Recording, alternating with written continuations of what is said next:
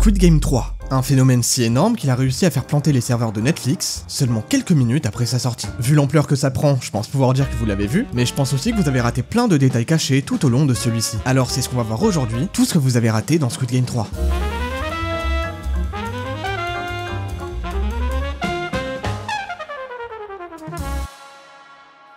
En saison 1, il y avait des dessins sur les murs du dortoir, qui se sont révélés être des représentations des jeux eux-mêmes, et étaient donc des indices pour connaître les jeux suivants. En saison 2 et 3, par contre, la fonction des dessins n'est plus du tout la même. Il n'y a pas de représentation des jeux, même si on a pu le croire avec les gens accrochés au plafond. Pourtant, le but est autre part. Ces dessins de gens accrochés au plafond représentent l'état psychologique des joueurs. La façon dont ils sont poussés à l'extrême, toujours à deux doigts de chuter vers leur mort, exclus du monde réel. Il y a aussi écrit « Odim i krastibi », pardonnez ma prononciation, qui est un proverbe latin qui signifie « aujourd'hui à moi, demain à toi ». Alors on peut y interpréter plusieurs choses. Déjà ça peut parler des joueurs morts, genre aujourd'hui dans ce jeu c'est moi qui meurs mais demain ce sera toi, mais ça peut parler aussi des personnes vivant en situation précaire, comme la totalité des joueurs du Squid Game. Aujourd'hui c'est moi qui suis précaire mais demain ça peut être toi. Bref, il y a beaucoup d'interprétations possibles, mais je vais vous partager ma préférée. Ce proverbe latin a énormément été gravé sur les tombes, donc ce dortoir représente une tombe géante pour tous les participants. Le damier avec des croix va dans ce sens je trouve, vu qu'il représente littéralement un cimetière. Il y a aussi pas mal de messages écrits en coréen, et que donc nous, le commun des mortels, ne pouvons pas comprendre au premier visionnage. Par exemple, dans l'épisode 2, au début du cache-cache, pendant la discussion entre le joueur 124 et le joueur 333, il y a écrit « Attention à l'amour », qui peut vouloir dire plein de choses, peut-être en lien avec son amour, si on peut appeler ça comme ça, envers la joueuse de 122, et juste après, à côté de 124, on voit écrit « Fais attention aux gens »,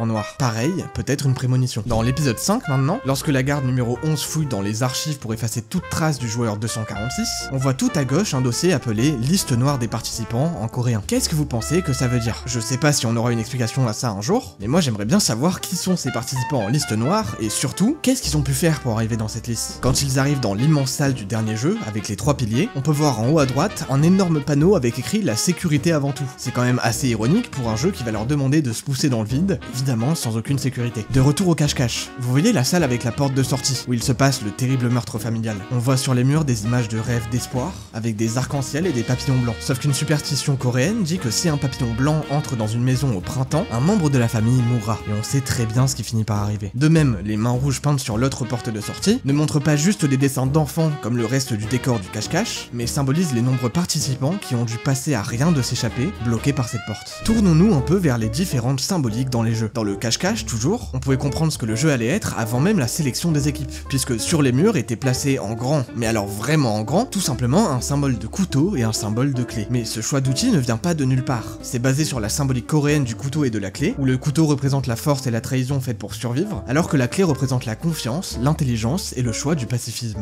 Deux idées mises en opposition directement au sein des joueurs. Est-ce que vous connaissez l'expérience du train? Vous savez, cette expérience de pensée où on présente à un individu un train fonçant vers deux voies différentes, susceptibles de tuer deux groupes distincts. Genre d'un côté c'est 10 personnes aléatoires, de l'autre c'est votre père par exemple. Eh bien, cette idée est très présente dans cette saison. La salle de la corde à sauter est présentée comme un passage à niveau, avec la passerelle qui est un chemin de fer et avec le signal clignotant. Ji-hoon est confronté à son propre dilemme du train dans l'épisode 4. Le maître du jeu lui donne un couteau et lui propose de tuer tous les participants dans leur sommeil pour que lui et le bébé puissent sortir vivants des jeux. Quelles vies ont le plus de valeur? C'est la question à laquelle il doit faire face, et il décide d'épargner les autres pour le moment, contrairement au maître du jeu qui avait décidé de tuer tous les autres pour sauver sa peau, quand il était lui-même un joueur, devenant donc l'esclave de la violence et du jeu. Tout comme quand il se sacrifie pour le bébé à la fin. Il fait paradoxalement le choix de la vie et de l'humanité. Pendant l'épreuve de la corde à sauter, une musique se joue, et on peut y entendre des paroles intéressantes qui coïncident avec ce qu'il se passe. On entend « Petit ami, retourne-toi », et lorsque 096 pousse les joueurs à leur perte, 349 réalise qu'il est inutile d'avancer et se retourne pour pouvoir au moins arrêter de sauter, mais on sait que ça se passe pas bien pour elle. Il y a aussi les paroles des instructions du jeu, avec « Touche le sol » et « Maintenant au loin tu vas », qui représentent simplement l'effet. Si un joueur est touché par la corde, parce qu'il n'a pas sauté au bon moment, il est projeté au loin. De retour dans le cache-cache, la vache, faut avouer que c'est l'épreuve la plus fournie de cette saison. Quand la joueuse 222 donne naissance à son enfant, elle se trouve dans une salle représentant l'océan et les fonds marins. Cette salle est un symbole de la naissance de la vie, vu que c'est dans les fonds marins qu'elle est apparue. D'ailleurs, au-dessus d'elle pendant l'accouchement, on voit une pieuvre qui est représentée. Il faut savoir que quand une pieuvre se reproduit et a un bébé pieuvre, elle dédie littéralement sa vie à son enfant et meurt peu de temps après avoir donné naissance, en faisant tout pour le protéger jusqu'à se sacrifier pour lui donner une chance de vivre. Et on sait ce que le 122 a fini par faire pour protéger son enfant. Et dans la même pièce, une fois que l'enfant est né, on a la joueuse 149 qui utilise enfin la lame cachée dans son épingle pour la première fois de toute la série. Elle l'avait depuis le tout début de la saison 2, mais n'a jamais eu l'occasion de s'en servir, et on sait maintenant pourquoi. Cette lame représente la vie et la mort. Elle l'utilise pour la première fois pour couper le cordon ombilical pendant l'accouchement, et peu après, quand son propre fils menace de tuer 222 et l'enfant pour pouvoir se qualifier, elle l'utilise une seconde fois en le poignardant dans le dos pour l'arrêter, provoquant donc sa mort. Le couteau contribue à l'avènement de la vie dans ce monde, ainsi qu'à sa fin. Il est un symbole similaire à ce que représente Ji-Hoon à la fin de l'œuvre, c'est-à-dire ce qu'il y a de pire dans l'humanité, mais aussi l'espoir qui peut en être. Bon, ça fait des mois que je vous parle du guide sur lequel je travaille, et on y est, je vous annonce la sortie officielle de Derrière le clap. Un guide sur le cinéma et l'analyse cinématographique, qui vous permettra d'analyser vous-même vos œuvres préférées, et de découvrir tous les détails et messages cachés avec votre propre interprétation. Je sais que depuis des mois je vous rabâche tout ça, mais le cinéma est un art fascinant.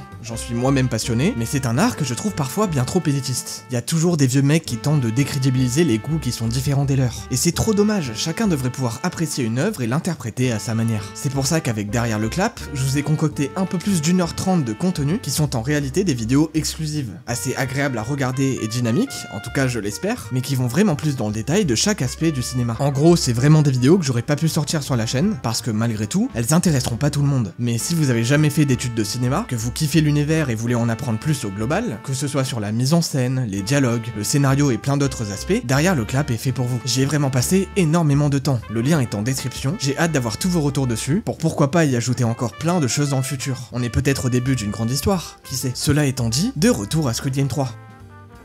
Depuis Ji-Hoon, le numéro 456 est devenu très important dans la série. C'est avec ce numéro qu'il gagnait en saison 1. Et en saison 3, quand il s'occupe du bébé, il décide de l'envelopper dans sa veste portant ce fameux numéro, pour le protéger et le réchauffer, montrant ainsi une transmission de vie, d'espoir et d'humanité qui permettra au bébé de sortir vivant des jeux. D'ailleurs, juste avant que Ji-Hoon ne trouve 388 dans le cache-cache, l'horloge affiche 4 minutes et 56 secondes. Ce numéro le ramène donc dans le jeu qu'il était venu arrêter, ce qui se confirme quand il tue 388 juste après, prouvant qu'à cet instant, le jeu a repris possession de lui. Au tout début de l'épisode 1, quand il est ramené dans le jeu depuis un cercueil, il est placé entre les lignes rouges et bleues, montrant qu'en tentant de se rebeller, il n'a choisi aucun côté et que sa rébellion est bien morte dans ce cercueil. Vous voyez la joueuse 044, la fausse chamane là. Et si je vous disais qu'elle était peut-être pas si fausse qu'on l'imaginait? Lorsque le joueur sang la trahit en l'empêchant de prendre la sortie, elle le maudit en hurlant: les dieux du ciel et de la terre te briseront le crâne, te briseront la colonne vertébrale et pulvériseront tes organes. Et dans le dernier jeu, il chute du haut de la structure et c'est exactement ce qu'il se produit. À savoir que c'est le seul que l'on voit avec le crâne éclaté, si je dis pas de bêtises. Il y a du symbolisme religieux dans cette saison. Ji-Hoon qui revient d'entre les morts nous rappelle la résurrection de Jésus, et le maître du jeu nous rappelle Judas qui le trahit métaphoriquement et le poignarde dans le dos. D'ailleurs, je le dis au cas où certains auraient oublié vu que ça commence à faire quelques années quand même, mais sa toute dernière phrase, quand il dit « on n'est pas des chevaux, on est des êtres humains », il le dit par rapport aux courses de chevaux sur lesquelles il pariait au début de la saison 1, tout comme les VIP parient sur qui mourra et qui restera en vie parmi les joueurs. Au global, une grosse partie de la conception de la production de Squid Game a été inspirée par le ruban de Mobius, que vous connaissez sûrement, ce fameux ruban infini. L'escalier labyrinthique qui mène jusqu'aux épreuves, le jeu du cache-cache qui paraît sans fin, et tout le reste en général reflète la façon dont tout se boucle et tout se répète à l'infini, un peu comme le cycle de la vie et de la mort. Et dans le dernier jeu, avec les 3 immenses piliers là, on voit des escaliers qui sont dans ces formes, sauf qu'ils n'ont pas d'entrée ni de sortie, et les joueurs ne les emprunteront jamais puisqu'ils passent par un ascenseur central. En réalité, ils représentent toujours ce ruban de Mobius. Cette boucle, le fait que les personnages soient bloqués dans le jeu du Squid Game sans pouvoir en sortir. Je voulais aussi faire un mini point sur quelques trucs que j'avais théorisés dans ma vidéo sur la saison 2. Ce que j'imaginais, avec la garde numéro 11 qui fait exprès de ne pas tuer le joueur 246, c'est donc confirmé. De même, je rappelle pour ceux qui ne l'avaient pas vu, que les 2 poupées du démon là, elles sont inspirées d'un livre coréen, avec Young-hee, qu'on connaît depuis bien longtemps, et Chul-soo, qui est le petit ami de Young-hee. Il y a un parallèle que je trouve à la fois magnifique et brutal. Souvenez-vous,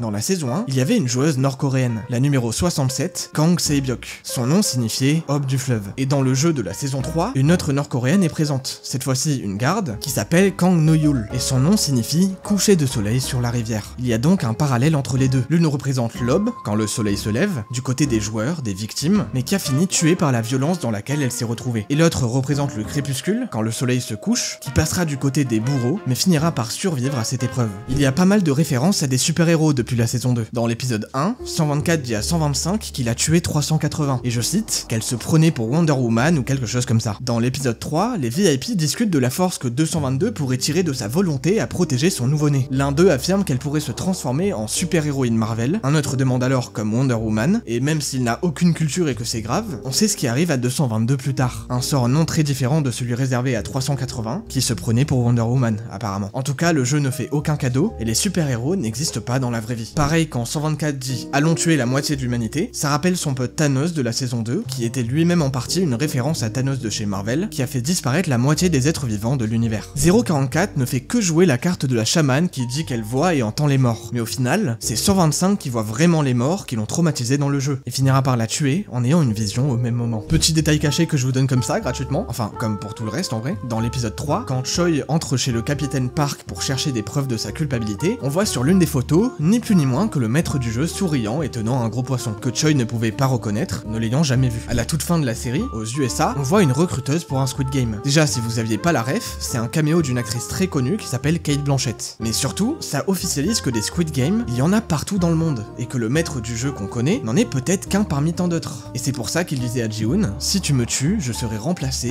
et le jeu continuera. Ça ouvre évidemment la possibilité à la série d'avoir un spin-off aux USA ou encore ailleurs. Et j'ai bien dit que ça l'officialisait, parce que dans la saison 1, un VIP disait ouvertement que le jeu coréen est le meilleur. Donc rien d'étonnant au fait qu'il y en ait un aux USA. Au début du jeu, ils avaient de la bonne nourriture équilibrée, de quoi rester en forme pour les épreuves. Mais depuis la tentative de rébellion, ils n'ont plus que des pommes de terre. Simplement de quoi survivre, mais ne pas reprendre assez de force pour tenter quoi que ce soit d'autre. C'est pas pour rien que le capitaine Park est un pêcheur dans Squid Game. Un pêcheur utilise des appâts pour donner envie aux poissons de s'approcher, mais c'est évidemment pour pouvoir les attraper une fois qu'ils se sentent en confiance. C'est un symbole du rôle qu'il joue avec le sergent. Je vais finir cette vidéo avec une série de détails cachés que j'ai pas vraiment organisés par thème ou autre. Si vous aviez pas remarqué, parce que je l'ai pas vu au premier visionnage perso, les VIP utilisent des vraies personnes en tant que meubles, tout simplement. La mort de 124 représente comment les addictions peuvent mener à la mort. Les VIP demandent à mettre le bébé dans le jeu. Ça représente les dettes héréditaires qui peuvent détruire des vies avant même qu'elles aient commencé. Les enveloppes dans lesquelles sont donnés les gains du jeu sont noires avec un ruban rose, exactement comme les cercueils utilisés pour récupérer les corps des joueurs éliminés. C'est évidemment symbolique, devenir riche comme ceux qui sont au pouvoir signifie donner tout ce que vous avez, vie, corps et âme, à un vide noir, ainsi qu'obtenir l'argent sur la mort des autres. Et enfin, dans la scène finale avec la recruteuse américaine, on voit un billet de loterie en gros sur la bordure du cadre, dans la vitrine d'un magasin voisin. Ça nous rappelle les sans-abri qui devaient choisir entre du pain et des billets de loterie dans le premier épisode de la saison 2. Il symbolise toujours comment des personnes désespérées peuvent être poussées à tout pour avoir une chance de gagner gros, même avec des chances extrêmement faibles.